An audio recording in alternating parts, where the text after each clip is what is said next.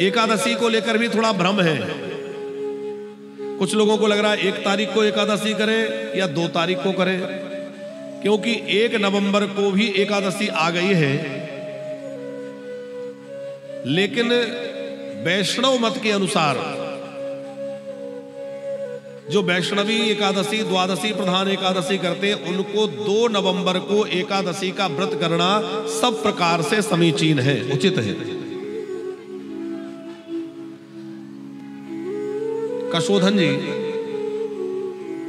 ये बड़े दुर्भाग्य का विषय है कि आज हमारे त्योहार 2-2 दिन में बट रहे हैं। चाहे दीपावली हो, रक्षाबंधन हो, गोपाष्टमी हो, एकादशी हो, प्रायः त्योहार 2-2 दिन हो रहे हैं।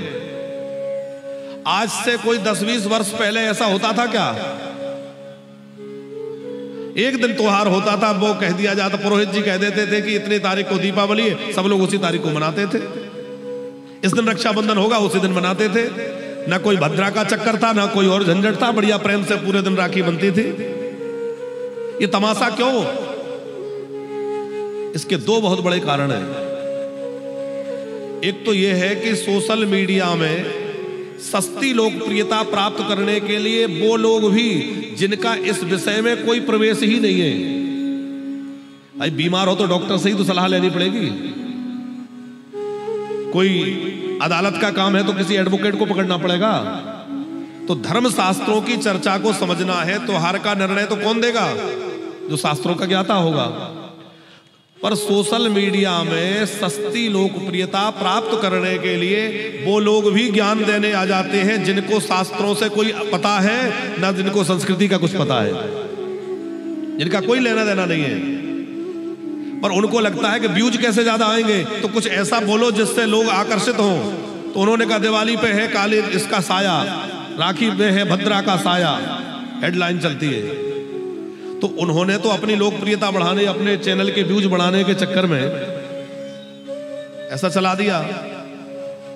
लेकिन समाज भ्रमित हो रहा है। फिर विद्वान भी आपस में बंटने लगते हैं, भाई पलटो, कोई कह रहा है इस दिन करो, कोई कह रहा है इस दिन करो। इससे होता क्या है? वैसे तो अच्छा है 2 दिन मनाइए, क्या परेशानी है? लेकिन हमारे आस्तिक समाज में, हमारी नई पीढ़ी के अंदर अविश्वास हो जाता है कि अरे जहां त्योहारों का ठिकाना नहीं है कि किस दिन मनाए, वहां क्या करना है। जिनकी आस्था कच्ची है, कमजोर है, वो डिग जाती है। इसलिए हमने कुंभ में भी ये बात उठाई थी, और बड़े बड़े धर्म के मंचों से हम इस बात को बार बार उठाते हैं। उसके लिए हम बड़ा प्रयास कर रहे हैं कि जब भी पंचांग तैयार किए जाएं तो हमारे सब शंकराचार्य, धर्माचार्य एकजुट होकर के एक बार निर्णय दे दे कि दीपावली किस दिन मनानी है, कौन सा त्योहार किस दिन मनाना है, ताकि समाज में झंझट समाप्त हो जाए। फिर कोई कुछ भी कहता रहे, उसी दिन मनना चाहिए। पर हम लोगों की भी परेशानी ये है कि हम धर्माचार्यों की कम मानते हैं और गूगल गुरु की ज्यादा मानते हैं। अब गूगल गुरु में तो जाने कौन कौन से गुरु जी बैठे।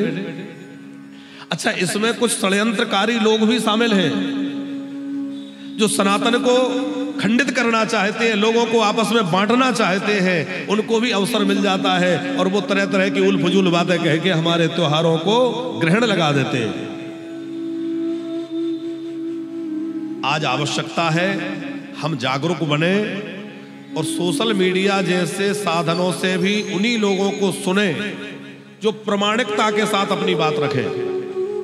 अप्रामाणिक व्यक्ति, अनाधिकृत व्यक्ति, अयोग्य व्यक्ति की बात यदि उसमें आ रही है तो भले ही उसके व्यूज ज्यादा है, हो सकता है कि उसके पास फॉलोअर्स ज्यादा हो, सब्सक्राइबर ज्यादा हो, पर हमें उसकी बात नहीं माननी। किसकी बात माननी है? जो कोई योग्य आचार्य हो। हम ये नहीं कहते कि हमारी मानो, पर जो सनातन के योग्य आचार्य हो, जिनको ज्योतिष का, उन विषयों का अच्छे से अभ्यास, नॉलेज हो, उनकी बात मानो।